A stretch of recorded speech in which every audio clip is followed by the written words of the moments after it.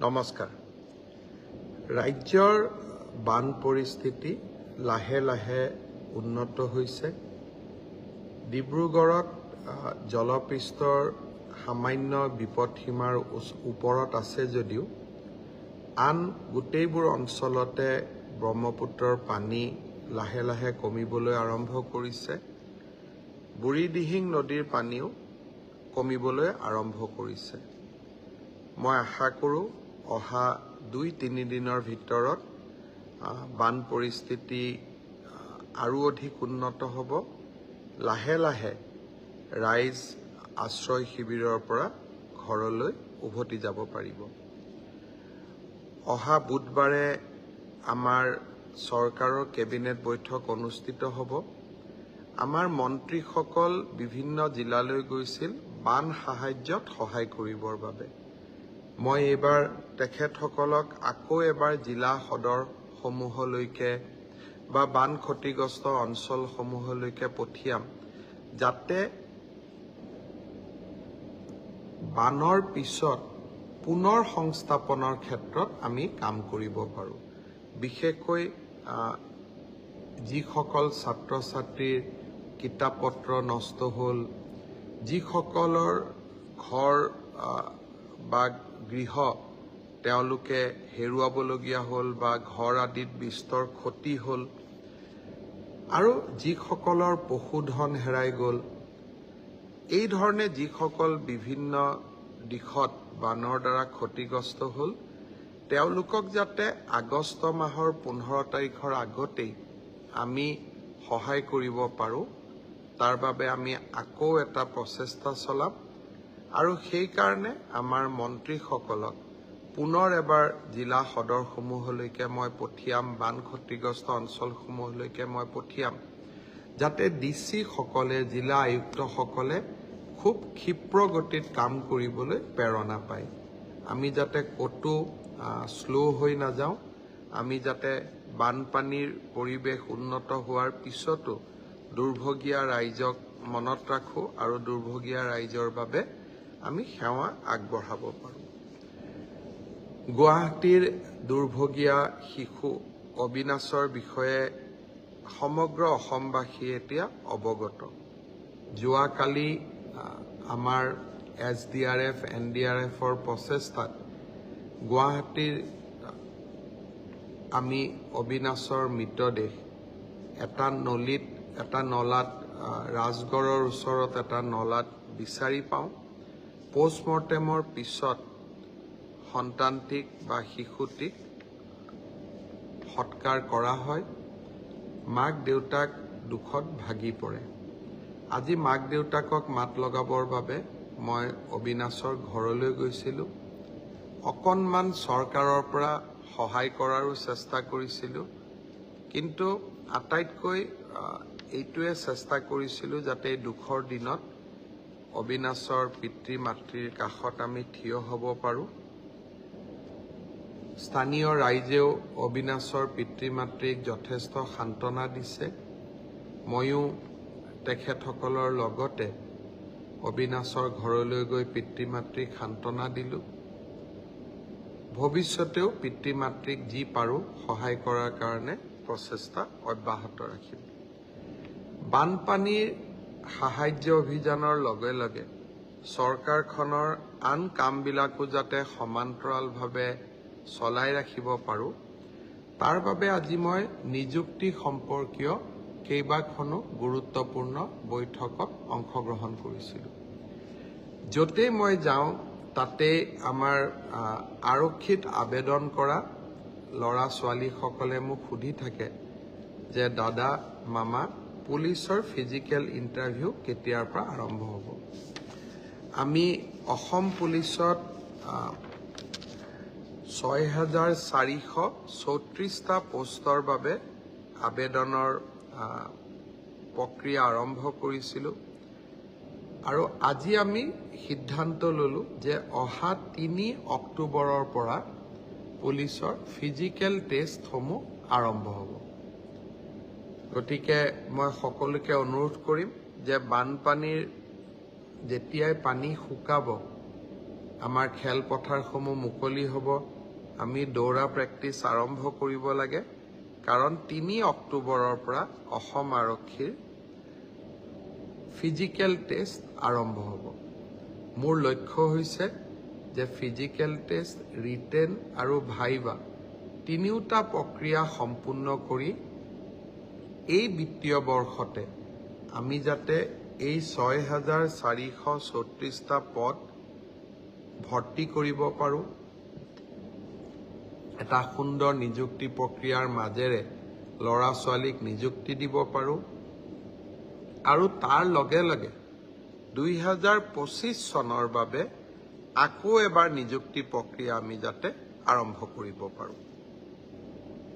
বিভিন্ন স্থানত গ'লে ছাত্ৰ ছাত্ৰীসকলে ADREৰ পৰীক্ষাসমূহ কেতিয়া অনুষ্ঠিত হ'ব সেই বিষয়েও মোক প্ৰশ্ন কৰে। আজি আমি সেই বিষয়েও এখন বৈঠক কৰিছিলোঁ। ADREৰ আসাম ডিৰেক্ট ৰিক্ৰুটমেণ্ট এক্সামিনেশ্যন, যাক আমি চমুকৈ ADRE বুলি কওঁ, ADREৰ গ্ৰেড 3 পোষ্টসমূহৰ পৰীক্ষা 15, 22 আৰু 29 ছেপ্টেম্বৰত অনুষ্ঠিত হ'ব। মই আকৌ এবাৰ কৈছোঁ যে গ্ৰেড 3 পোষ্টসমূহৰ বাবে ইণ্টাৰভিউ 15, 22 আৰু 29 ছেপ্টেম্বৰত অনুষ্ঠিত হ'ব। এই পৰীক্ষা এইবাৰ লোকসেৱা আয়োগে পতা পৰীক্ষাৰ আৰ্হিত হ'ব। প্ৰথমতে প্ৰিলিমিনাৰী পৰীক্ষা হ'ব, তাৰ পিছত মেইনছ হ'ব, আৰু মেইনছৰ পিছত আমি ভাইভা প্ৰক্ৰিয়াৰ মাজেৰে আমি সমগ্ৰ ইণ্টাৰভিউ প্ৰক্ৰিয়াটো সমাপ্ত কৰিম। প্ৰিলিমছ এক্সাম তৃতীয় শ্ৰেণীৰ পদসমূহৰ বাবে 15, 22 আৰু 29 ছেপ্টেম্বৰত অনুষ্ঠিত হ'ব। আজি আমি জুলাই মাহত আছোঁ। মই আশা কৰিম যে আমাৰ শিক্ষাৰ্থীসকলে, চাকৰি প্ৰাৰ্থীসকলে যাতে পঢ়া শুনা আৰম্ভ কৰে। ঠিক সেইধৰণে চতুৰ্থ শ্ৰেণীৰ বাবেও আমি একেটাই ব্যৱস্থা হাতত ল'ম। প্ৰথমতে প্ৰিলিমছ, তাৰপিছত মেইনছ আৰু তাৰপিছত ভাইভা ভচি। গ্ৰেড 4 বা চতুৰ্থ শ্ৰেণীৰ পদৰো প্ৰিলিমছ 20 আৰু 27 অক্টোবৰত অনুষ্ঠিত হ'ব। আমাৰ গ্ৰেড 3ত প্ৰায় 7,500 পোষ্ট আছে আৰু গ্ৰেড 4ত প্ৰায় 4,500 বা আৰু অলপ 100-200 বেছি, ইমানখিনি আমাৰ পোষ্ট খালী হৈ আছে। এটা স্বচ্ছ নিযুক্তি প্ৰক্ৰিয়াৰ মাজেৰে আমি এই পদখিনি পূৰণ কৰিম। এলিমেণ্টাৰী এডুকেশ্যন প্ৰাথমিক শিক্ষা বিভাগৰ শিক্ষকসকলৰ নিযুক্তিৰ প্ৰক্ৰিয়াও খুব সোনকালে আৰম্ভ হ'ব। অৱশ্যে ছেকেণ্ডাৰী এডুকেশ্যনত আমাৰ অকণমান সময় লাগিব, কাৰণ প্ৰথমবাৰৰ বাবে অসমত আমি গ্ৰেজুৱেট টিচাৰ মেথছ বুলি এটা নতুন পদ সৃষ্টি কৰিব খুজিছোঁ। আমাৰ স্কুলবিলাকত, হাইস্কুলবিলাকত ইমান দিনে গ্ৰেজুৱেট টিচাৰ ছায়েন্স আছিলে। মেথছৰ বাবে সুকীয়া শিক্ষক নাছিলে। যোৱা কালি শিক্ষা বিভাগৰ লগত মই বহুত দেৰি বহিছিলোঁ, আৰু আমি এটা সিদ্ধান্ত লৈছোঁ যে আমাৰ হাইস্কুলবিলাকত গ্ৰেজুৱেট টিচাৰ মেথছ বুলি এটা সুকীয়া পদ হ'ব লাগে, যাতে গণিতৰ ওপৰত আমি একোজন শিক্ষক নিযুক্তি দিব পাৰোঁ। গণিতৰ শিক্ষক নোহোৱা বাবে আমাৰ স্কুলসমূহত শিক্ষা ব্যৱস্থাত বহুত জটি পৰে। শিক্ষা বিভাগে কেইবা হাজাৰো, বিশেষকৈ প্ৰথম অৱস্থাত প্ৰায় 2000 গণিত শিক্ষকৰ পদ সৃষ্টি কৰিব লাগিব। সেয়েহে মাধ্যমিক শিক্ষকৰ নিযুক্তি প্ৰক্ৰিয়াটো এমাহ বা 2 মাহ পিছত আমি আৰম্ভ কৰিম। সেই হ'লেও মোৰ লক্ষ্য যে এই গোটেই পোষ্টখিনি গ্ৰেড 3ত 7,600, গ্ৰেড 4ত 5,000, পুলিচত 6,434, এলিমেণ্টাৰী এডুকেশ্যনত 5,550 গৰাকী শিক্ষক, ছেকেণ্ডাৰী এডুকেশ্যনতো প্ৰায় 8,000 শিক্ষক, এই গোটেই অৰ্থাৎ প্ৰায় 35,000 নিযুক্তি আমি মাৰ্চ মাহ বা এপ্ৰিল বিশেষকৈ বহাগ বিহুৰ আগতে আমি শেষ কৰিব খুজিছোঁ। ছাত্ৰ ছাত্ৰীসকল, যুৱক যুৱতীসকল, নিকা নিযুক্তি মোৰ দায়বদ্ধতা আছিল। বহু সময়ত বহুতে কয় যে মেৰিটত নিযুক্তি পাইছোঁ, চৰকাৰক কিয় খাতিৰ কৰিব লাগে।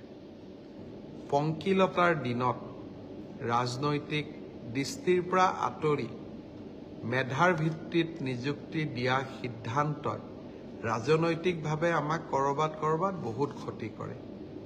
আনকি আমাৰ দলৰ মানুহবিলাকো বা আমাৰ দলৰ কাৰ্যকৰ্তাবিলাকো কেতিয়াবা মন বেয়া কৰে যে আমি দল কৰোঁ কিন্তু চাকৰি আমি নাপাওঁ।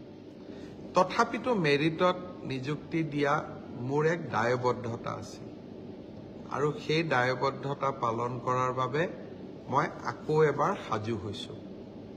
বহুদিন অসমত বহু ধৰণে নিযুক্তি হৈছিল, কিন্তু মেধাৰ ওপৰত নিযুক্তি এনেকৈ কেতিয়াও হোৱা নাছিল। 1 লাখ নিযুক্তি সমাপ্ত কৰি নিৰ্বাচনী সভাবিলাকত মই যি ধৰণে প্ৰতিশ্ৰুতি দিছিলোঁ যে মই আৰু 50,000 নিযুক্তিৰ ব্যৱস্থা কৰিম, তাৰ প্ৰতি ধাৱমান হৈছোঁ। আজিৰ পৰা সেই প্ৰক্ৰিয়া আৰম্ভ হ'ল। সকলোকে বহুত বহুত শুভেচ্ছা জনাইছোঁ। ভালকৈ পঢ়িব লাগে আৰু দেউতা মাৰ লগতে সকলোৰে সুনাম বৃদ্ধি কৰিব লাগে। ইমানতে মই সামৰণি মাৰিম। যোৱাকালি পলাশবাৰীতো গৈছিলোঁ বানপানীত ক্ষতিগ্ৰস্ত লোকৰ খবৰ ল'বৰ বাবে। আজি গুৱাহাটীৰ বাহিৰত যোৱা হোৱা নাই, কাৰণ অবিনাশৰ ঘৰত যাব পাৰি। এইবাৰ আমাৰ ৰাজ্যখনত আমি মহাবিদ্যালয়সমূহত 1 লাখতকৈ অধিক ছাত্ৰ ছাত্ৰীক বিনামূলীয়া নামভৰ্তি কৰিছোঁ। অৱশ্যে মোৰ ওচৰত অভিযোগ আছে 2-এখন কলেজে 650 টকাকৈ ছাত্ৰ ছাত্ৰীসকলৰ পৰা নামভৰ্তিৰ সময়ত লৈছিলে। অহা পৰহি 10 তাৰিখে মহাবিদ্যালয়সমূহক নামভৰ্তি বিনামূলীয়া কৰাৰ বাবে তেওঁলোকৰ যিমান ক্ষতি হ'ল সেই সমুদায় টকা আমি মহাবিদ্যালয়সমূহক উভতাই দিম, প্ৰায় 60 কোটি টকা। সেইদিনাখনেই মই মহাবিদ্যালয়ৰ অধ্যক্ষসকলকো অনুৰোধ কৰিম যে আমি নামভৰ্তিৰ সময়ত 600 টকাকৈ লোৱাৰ যি অভিযোগ আছে সেই অভিযোগবিলাক যাতে মিছা বুলি প্ৰমাণ কৰি, অসত্য বুলি প্ৰমাণ কৰি আমি ছাত্ৰ ছাত্ৰীসকলক সেই 600 টকাটো উভতাই দিওঁ। বহুত বহুত ধন্যবাদ।